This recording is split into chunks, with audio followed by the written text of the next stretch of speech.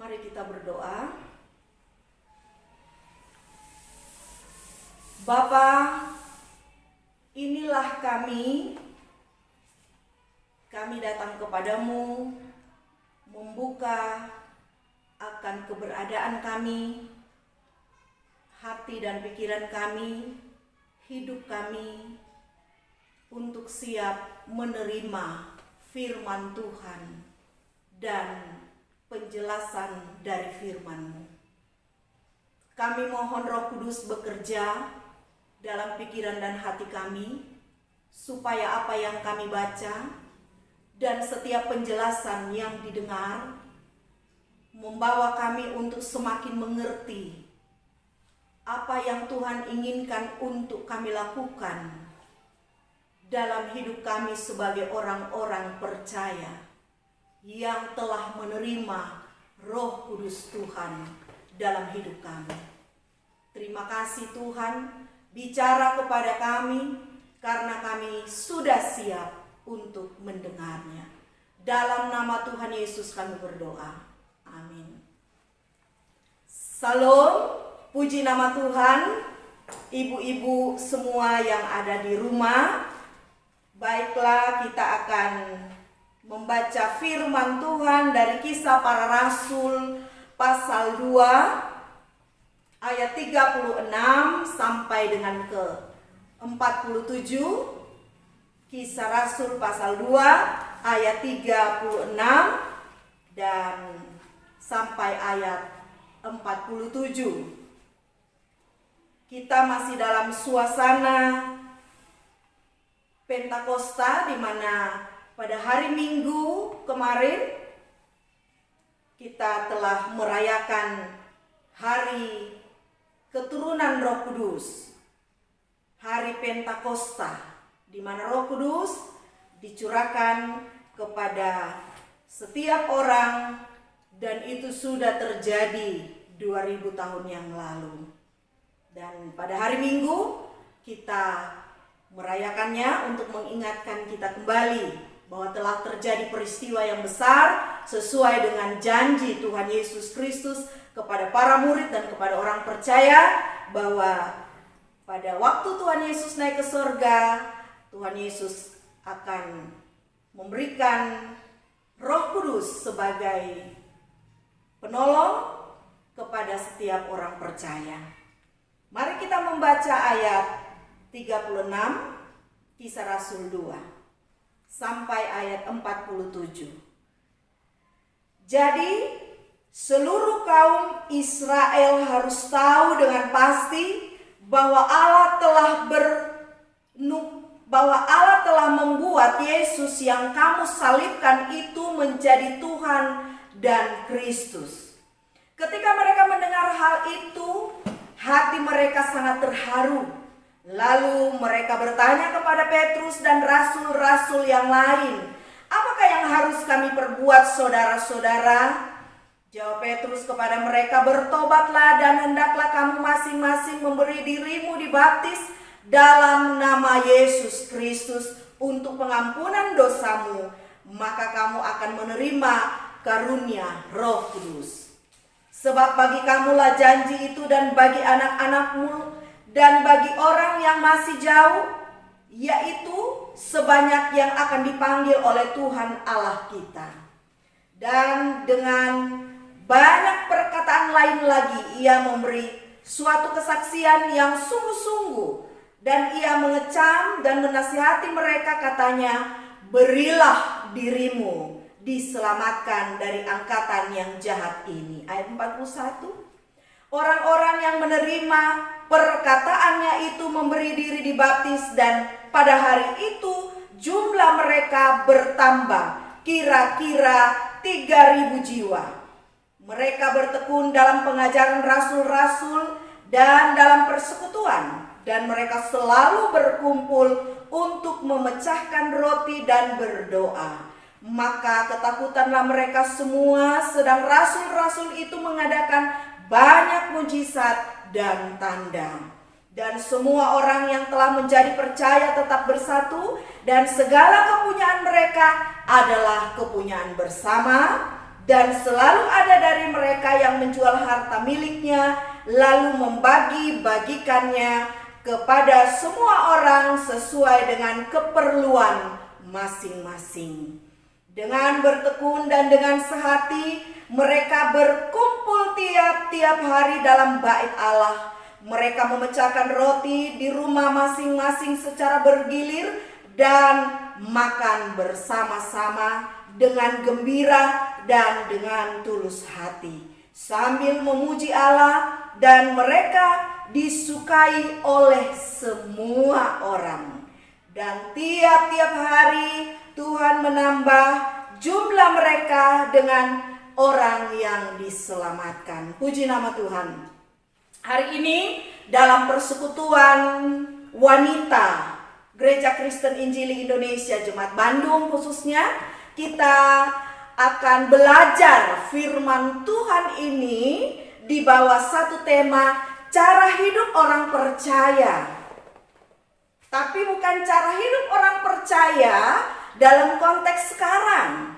Karena cara hidup orang percaya dalam konteks sekarang kemungkinan berbeda dengan cara hidup orang percaya dalam konteks Kisah Para Rasul 2 ayat 36 sampai 47, yaitu cara hidup jemaat mula-mula dari Lembaga Alkitab Indonesia.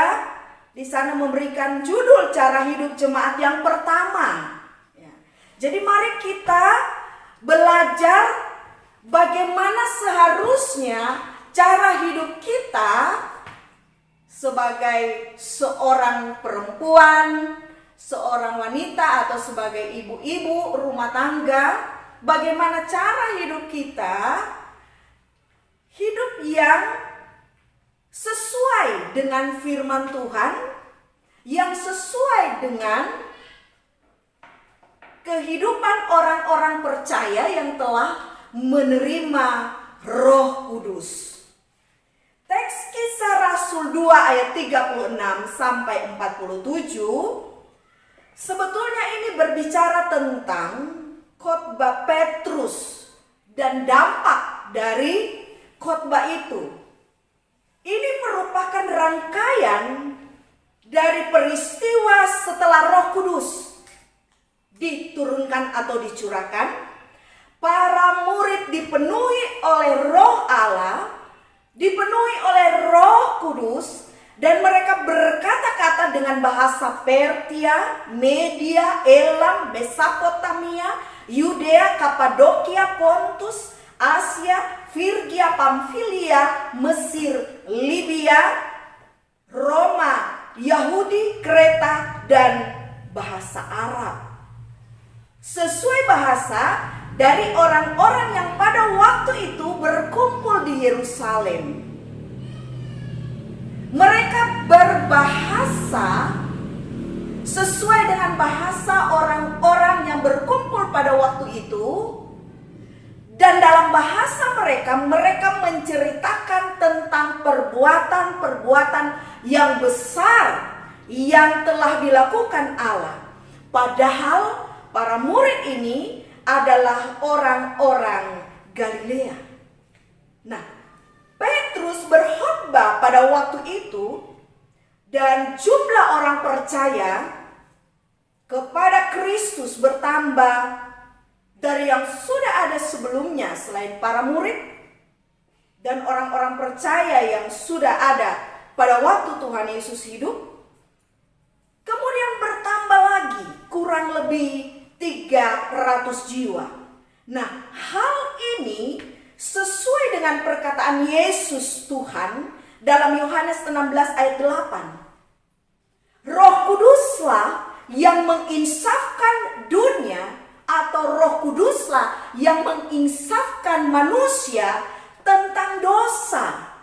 Sehingga ketika Roh Kudus dicurahkan dan Petrus berkhotbah, berbicara tentang perbuatan Tuhan yang besar, yang luar biasa, yang ajaib, maka Roh Kuduslah yang membuat setiap orang mereka mengerti, lalu mereka mau bertobat dan beri diri mereka untuk dibaptis menjadi orang-orang yang percaya. Mengapa demikian? Karena Roh Kudus bekerja untuk menginsafkan setiap orang yang datang akan kesalahan mereka, dan mereka bertobat dan mereka percaya kepada Tuhan Yesus. Nah, orang-orang yang bertobat dan percaya Tuhan Yesus pada waktu itu mengalami perubahan hidup yang sangat luar biasa dan cara hidup yang sangat menyolok. Perubahan hidup yang tadinya mereka adalah orang-orang yang tidak percaya kepada Yesus Kristus akibat pekerjaan atau perbuatan Roh Kudus. Mereka percaya kepada Yesus, dan kepercayaan mereka kepada Yesus mengubahkan kehidupan mereka, tetapi juga cara hidup mereka. Jadi, perhatikan baik-baik firman Tuhan yang sudah kita baca. Kepercayaan mereka berubah, tetapi juga kepercayaan yang berubah disertai dengan cara hidup yang berubah. Ini mungkin sangat langka ditemukan pada zaman sekarang. Banyak orang-orang yang mengaku dirinya percaya kepada Yesus Kristus, tapi tanpa perubahan hidup. Tanpa perubahan atau cara hidup sama saja seperti orang yang di luar Tuhan. Padahal mereka mengaku bahwa mereka adalah orang-orang yang percaya, tetapi tidak dibarengi, tidak diikuti dengan cara hidup yang berubah. Sama saja hidup mereka sebelum percaya dan hidup mereka setelah mereka mengaku bahwa mereka percaya kepada Tuhan Yesus. Tetapi berbeda dengan kehidupan atau peristiwa yang terjadi dalam Kisah Para Rasul 2 ayat 36 sampai 47. Mereka menyatakan diri, mereka percaya kepada Yesus, mereka bertobat, mereka memberi diri mereka dibaptis, dan disertai dengan cara-cara hidup yang berubah. Pertanyaannya, bagaimana cara hidup orang percaya pada waktu itu? Bagaimana perubahan cara hidup orang-orang percaya pada waktu itu? Yang pertama, firman Tuhan sudah melaporkan di dalam ayat 42, ayat 46 bagian B, cara hidup mereka adalah hidup bertekun dalam pengajaran dan persekutuan. Istilah bertekun atau proskarterountes yang diterjemahkan dalam bahasa Inggrisnya adhere to atau mematuhi, dan ada satu lagi arti dari proskarterountes, yaitu bertahan. Persis ini bertahan. Jadi mematuhi dan bertahan. Apa yang dipatuhi? Yaitu ajaran-ajaran yang mereka terima dari para rasul-rasul Kristus. Jadi mereka tidak hanya mendengar ajaran itu. Jadi istilah bertekun dalam pengajaran para rasul dan dalam persekutuan tidak hanya mendengar, datang dan tekun mereka mendengar, tidak, tetapi mereka mematuhi apa yang dikatakan, itu yang mereka lakukan. Apa yang diajarkan, itu yang mereka lakukan.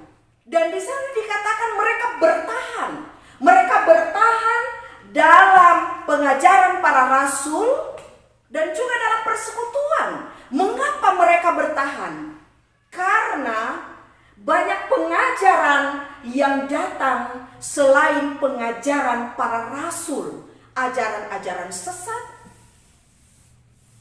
Bahkan banyak godaan yang membuat mereka tidak bertahan dengan pengajaran itu. Banyak hal yang bisa membuat mereka tidak bertahan dalam persekutuan dengan orang-orang percaya. Dan itu tidak hanya terjadi pada waktu itu. Saya pikir begitu banyak sekarang anak-anak Tuhan, orang-orang percaya tidak lagi bisa mematuhi apa yang sudah diajarkan oleh firman Allah. Apa yang sudah diajarkan oleh para rasul. Jadi bertekun dalam pengajaran para rasul dan persekutuan secara aktif adalah mematuhi pengajaran yang diajarkan. Kalau mematuhi berarti melakukan. Apa itu patuh? Patuh, mematuhi. Mematuhi dari kata patuh, yang artinya melakukan segala sesuatu yang sudah diajarkan. Nah, ibu-ibu sekalian, sekarang tidak ada lagi nabi. Sekarang tidak ada lagi rasul. Namun fungsi daripada nabi, fungsi daripada rasul diemban oleh setiap pastor, oleh setiap pendeta, oleh setiap pelayan Tuhan, dan lainnya. Jadi ajaran yang disampaikan tentu harus dari dalam Alkitab. Ajaran Alkitab, ajaran firman Tuhan, bukan ajaran diri sendiri. Atau ajaran konteks di mana seorang hamba Tuhan, seorang pendeta, seorang pastor itu hidup di situ. Atau ajaran dari pengalaman hidup yang sekarang sedang marak berkembang di setiap gereja. Mengajarkan pengalaman hidup sendiri dengan Tuhan kepada setiap orang. Bukan demikian. Tetapi ajaran itu harus didasarkan kepada firman Tuhan, didasarkan kepada Alkitab. Apa yang Alkitab ajarkan, itu yang harus disampaikan kepada umat Tuhan. Apakah itu ajaran yang enak di telinga, senang diterima, ataupun tidak enak di telinga, atau tidak suka diterima? Terkadang tidak semua firman Tuhan yang disampaikan oleh para hamba-hamba Tuhan, oleh pastor, oleh pendeta, oleh hamba-hamba Tuhan, para pelayan Tuhan, terkadang tidak semua bisa diterima oleh orang-orang percaya. Mengapa? Karena mungkin menyinggung, karena mungkin membeberkan dosanya, karena mungkin menyentuh egonya, sehingga apa yang disampaikan justru dari firman Tuhan tidak mampu untuk dilakukan. Mengapa? Karena tidak memberi diri, tidak membuka diri untuk menerima firman itu dan mematuhi firman itu. Tetapi tidak dengan cara hidup orang percaya pada zaman mula-mula.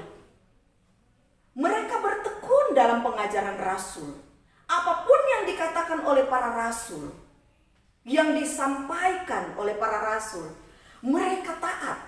Bahkan mereka bertahan dalam pengajaran itu. Nah, bagi kita, setiap hamba-hamba Tuhan dalam menyampaikan firman Tuhan, tentu dasarnya adalah Alkitab.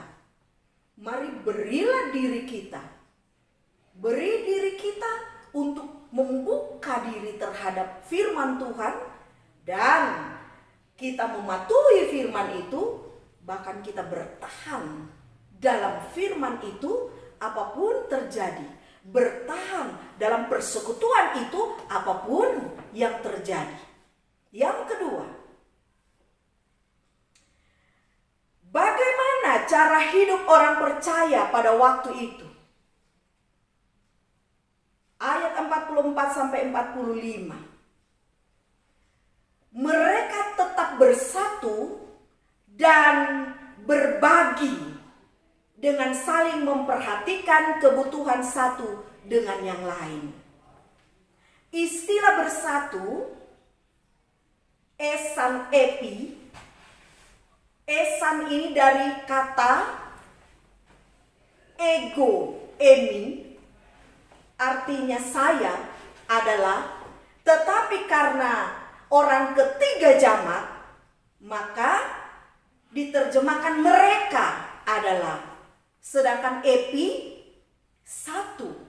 Jadi mereka adalah satu. Nah, konsep kesatuan sebagai tubuh Kristus ternyata sudah tercipta karena kekuatan pekerjaan Roh Kudus dalam diri orang-orang percaya. Luar biasa. Dan konsep ini yang dikembangkan oleh Rasul Paulus dalam 1 Korintus tentang kesatuan tubuh. Mereka adalah satu. Kekurangan orang lain adalah kekurangan bersama. Kelebihan orang lain adalah kelebihan bersama. Kesusahan orang lain, kesusahan bersama. Kesedihan orang lain adalah kesedihan bersama. Kesakitan orang lain yang percaya kepada Kristus adalah kesakitan bersama. Ini sesuatu yang sangat langka untuk zaman sekarang ini. Dan mari kita kembali lagi kepada firman Tuhan. Kehidupan orang-orang yang percaya seharusnya demikian. Satu, apa yang dirasakan oleh orang lain, ikut juga kita merasakannya di sana. Bagian firman Tuhan ini mengajarkan kepada kita bahwa ketika Roh Kudus bekerja dalam diri kita, maka tidak ada lagi kepentingan diri sendiri untuk itu. Tidak ada lagi keegoisan. Semua tentang saya, semua tentang keluarga saya. Tidak ada lagi. Ketika Roh Kudus bekerja, maka dorongan Roh Kudus untuk selalu memperhatikan orang lain itu pasti sangat kuat.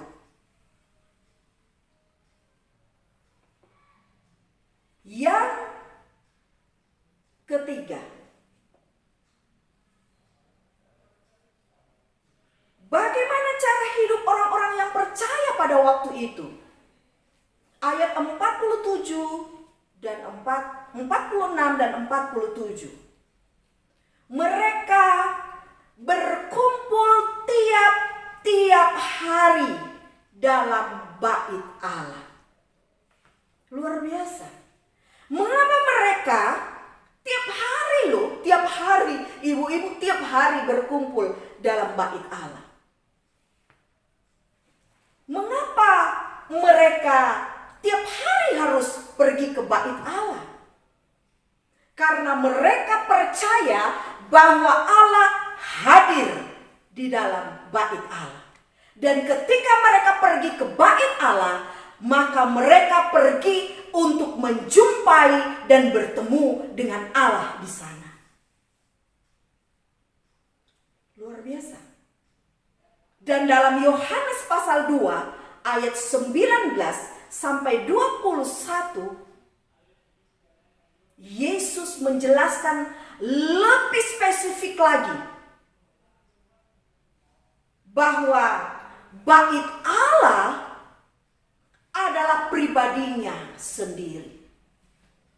Bait Allah tidak hanya sekedar gedung, tetapi bait Allah adalah pribadi Yesus sendiri. Berarti setiap orang yang datang ke bait Allah,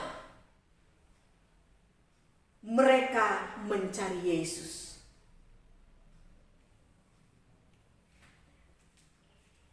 Yesus adalah Allah. Kalau kita membaca Yohanes pasal 2 ayat 19 sampai 21.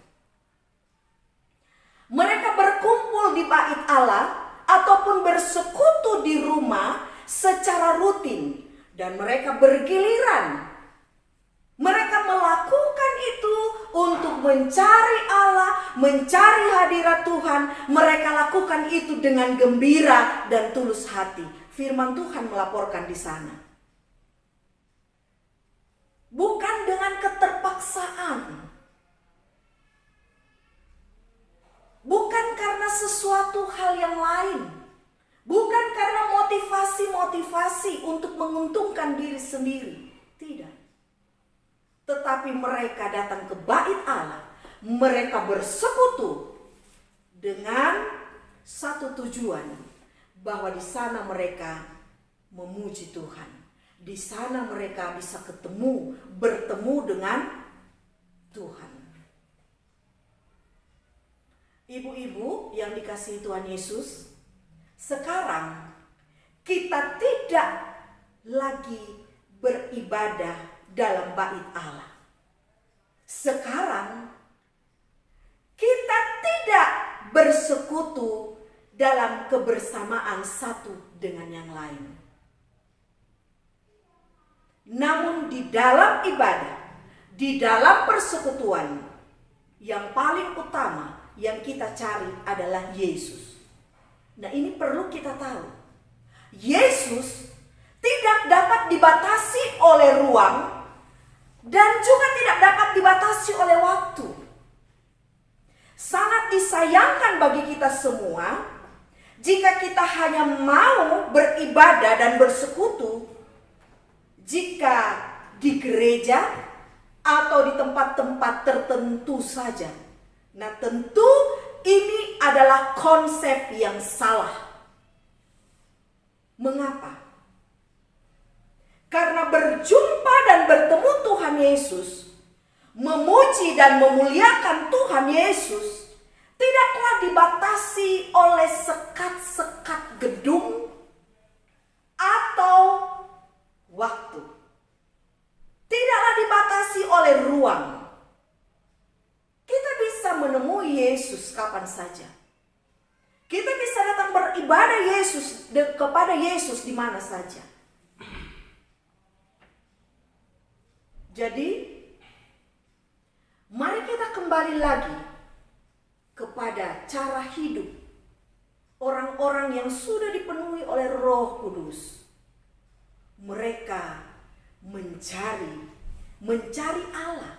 Hiduplah untuk setiap hari mencari Allah. Hiduplah untuk setiap hari bersekutu dengan Allah. Dan yang keempat, bagaimana cara hidup orang-orang yang percaya kepada Tuhan Yesus pada waktu itu, yang tentu akan menjadi panutan bagi kita sebagai orang percaya yang hidup pada zaman sekarang ini. Yang keempat, ayat 47, hidup yang menjadi berkat. Bagaimana hidup yang menjadi berkat yang dicatat oleh ayat 47? Tentu banyak firman Tuhan yang mengarahkan kita, menjelaskan kita cara hidup menjadi berkat. Tetapi mari sesuai dengan teks firman Tuhan yang kita baca, kita lihat dalam ayat 47. Bagaimana cara hidup yang menjadi berkat? Yang pertama, disukai semua orang. Ada ungkapan yang mengatakan mengatakan seperti ini. Sekali lagi saya katakan, hidup yang menjadi berkat seperti apa? Disukai semua orang. Dan ini dilaporkan oleh firman Tuhan. Ada ungkapan yang mengatakan seperti ini. Kita tidak mungkin menyenangkan atau kita tidak mungkin menyukakan semua orang. Ketika kita mengungkapkan perkataan itu berarti sama saja kita telah melawan apa yang dikatakan oleh firman Allah. Karena firman Tuhan mengatakan bahwa jemaat pada mula-mula hidup mereka disukai oleh semua orang.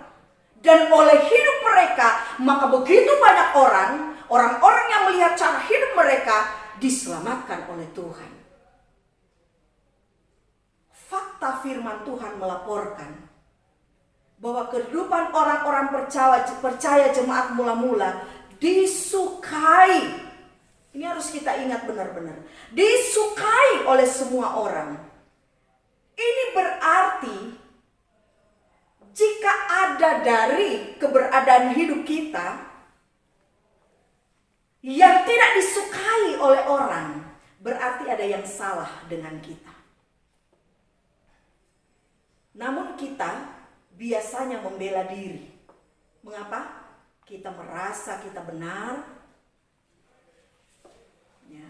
Kita merasa kita sudah bersikap benar. Dan merasa benar dan bersikap benar adalah dua hal yang berbeda. Kita merasa bahwa hidup kita benar, padahal kita tidak bersikap benar. Bisa saja kita merasa hidup benar, tapi kita tidak bersikap benar, sehingga orang tidak suka dengan kita. Tapi firman Tuhan hari ini datang kepada kita. Orang-orang yang dipenuhi oleh Roh Kudus, cara hidup mereka disukai oleh semua orang. Jika orang tidak menyukai kita, mari kita sebaiknya introspeksi diri. Bukan kita malah merasa diri benar, padahal kita tidak benar. Dalam teks ini, cara hidup yang disukai semua orang adalah cara hidup yang berhubungan dengan keselamatan. Ayat 47. Yaitu cara hidup yang dipakai Tuhan untuk membawa orang kepada juru selamat. Bagaimana mungkin orang tertarik untuk mengetahui tentang Yesus jika cara hidup kita tidak menjadi berkat?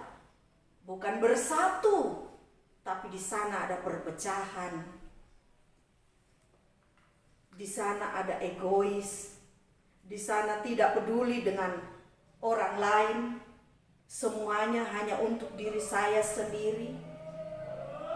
Mulutnya tidak digunakan untuk memuji Tuhan, tetapi memuji dan membesarkan diri sendiri. Hatinya penuh dengan kebencian, bukan ketulusan, seperti yang dilaporkan oleh firman Tuhan. Cara-cara hidup orang-orang percaya pada mula-mula, mereka begitu tulus. Bagaimana mungkin kita bisa disukai oleh semua orang kalau hidup kita selalu dalam permusuhan? Hidup dalam iri hati, hidup kita dalam kemunafikan. Tidak akan ada orang yang suka dengan hal seperti itu. Dan kita bukannya menjadi berkat, tetapi justru membawa orang untuk tidak mengenal Tuhan Yesus. Padahal Roh Kudus dicurahkan kepada kita. Kita menjadi percaya. Kita insaf untuk semua kesalahan kita. Kita melihat keberadaan diri kita sendiri. Hidup benar.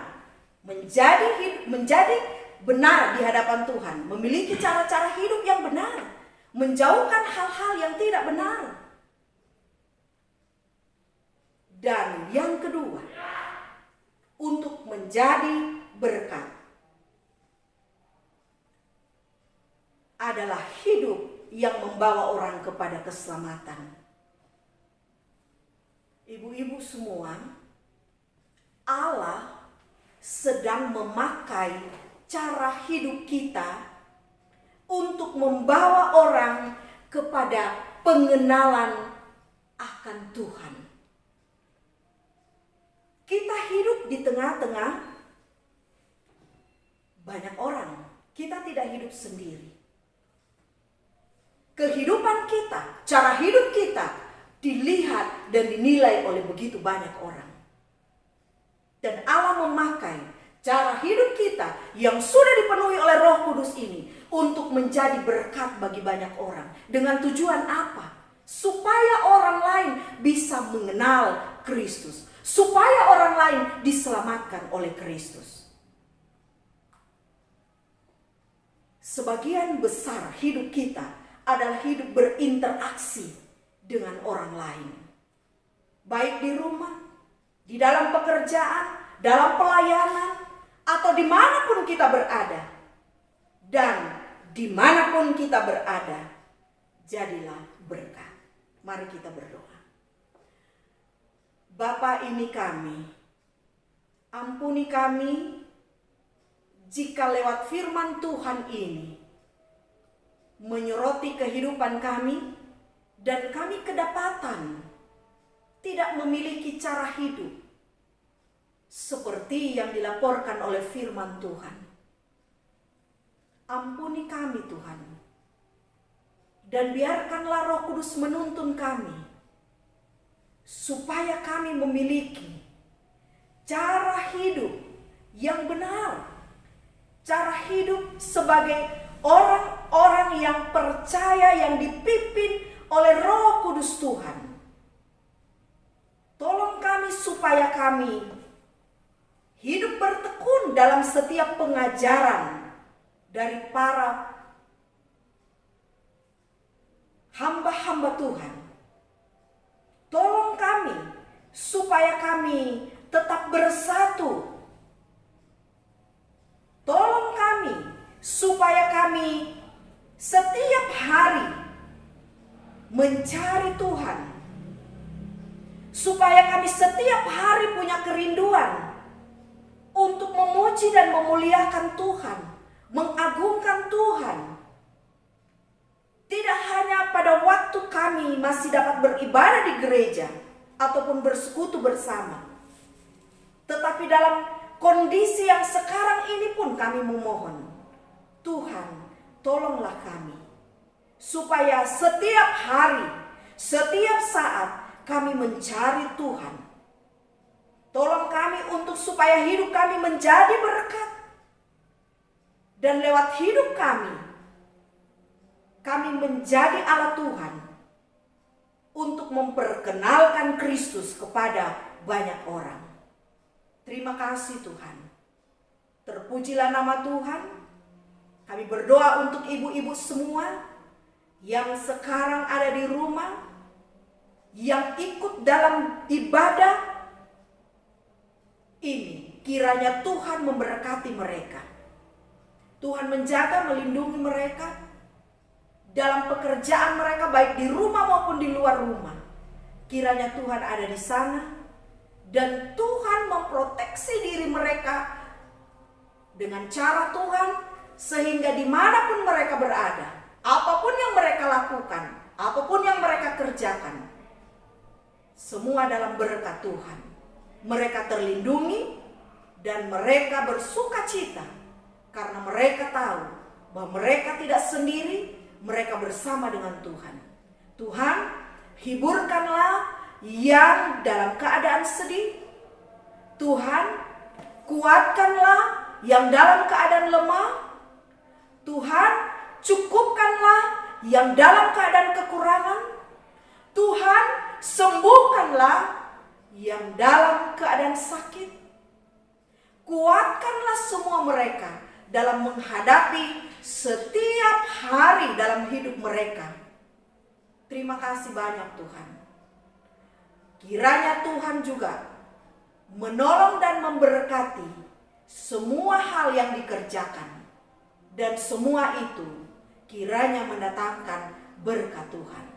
Terima kasih Tuhan, terpujilah Engkau, dalam nama Tuhan Yesus kami berdoa. Amin.